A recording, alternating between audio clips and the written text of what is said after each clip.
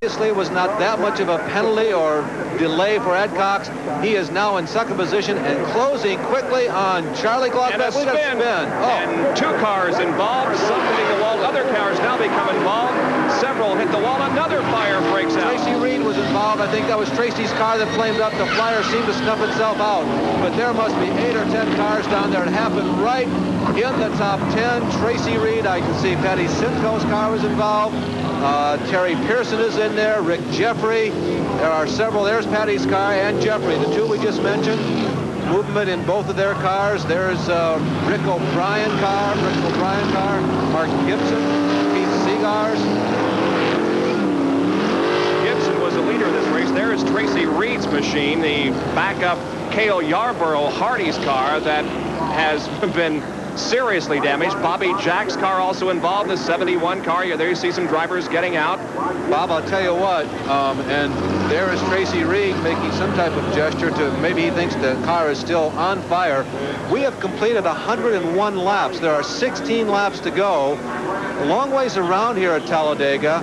There is, however, an outside possibility. There's Tony Spanos, by the way, and Bob Breback. There's a possibility remote that this race is over. We'll see how it unfolds.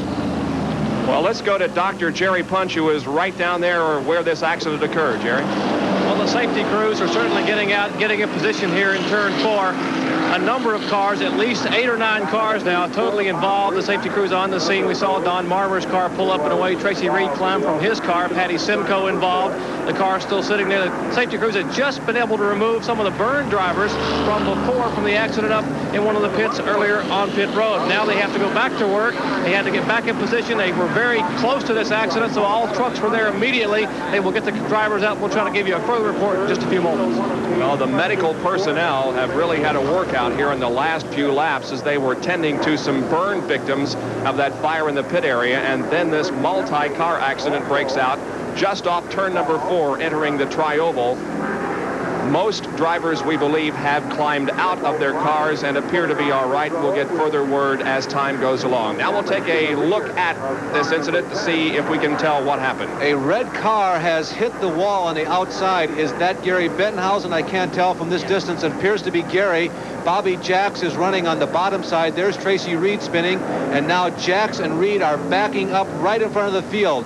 Walwack is at it's Simcoe just getting through. Jacks goes back into the wall, as does the other car spinning. Gibson is down on the bottom of the racetrack, and then there is just nowhere for anybody to go. That blue car is Rick Jeffrey. You can see the flame coming up. And again, we were speculating that was coming from Tracy Reed's car, and there is just nowhere for the people behind to go. Rick Jeffrey had scrubbed off quite a bit of speed, but he went into the wall almost head on. Take another look at near the end of it. There you can see there's Tom Usry, the red number 70. There's Reed going sideways into the group, and yes, it is Reed's car that flames up. There he is, the 28 car. You can see the Hardee's logo on the side depositing flame on the grass there. Keith Seegers again. There's Jeffrey backing across. He's already made that hard contact Bob was referring to on the outside wall. And Bobby Jacks there on the right-hand side of your screen, and everybody behind him looking for a place to go. There's Usry. He's still involved. Brevac, 34 on the left-hand side of your screen, and he is blasted as he backs across the racetrack. Well, a lot of wrecked cars.